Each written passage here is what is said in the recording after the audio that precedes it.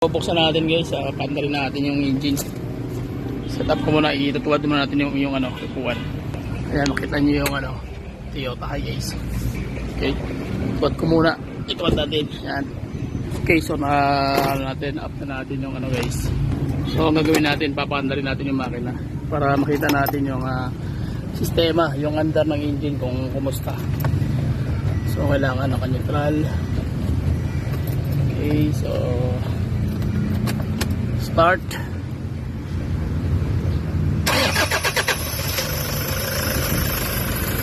So wala siyang ano, kikita mo, ayan o, may check engine, umaandar yung makina, ang lakas ng vibrate. So kumakalog-kalog, grabe lakas. Okay, so ngayon gagawin natin, i-andar ko natin ito ng engine stand. Ayun, maingay yung radyo, ayan o, check engine. Okay, so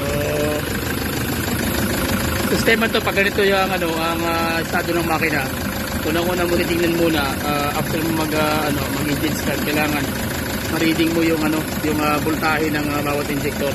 Yun ang ginagawa una diyan.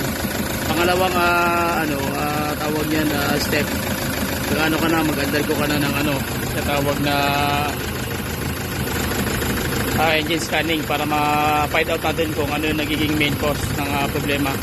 So napakalakas ng vibration guys, talagang hindi mo ano, okay naman yung tunog niya, problema lang napakalakas ng vibrate. Okay, kamayang konti kakalma na. So tapos vibrate na naman, masyadong abnormal yung kanyang mechanism ng kanyang vibration. Okay, so tara, undergo natin guys ng engine scan, tapos after that check natin kung ano mangyayari sa track.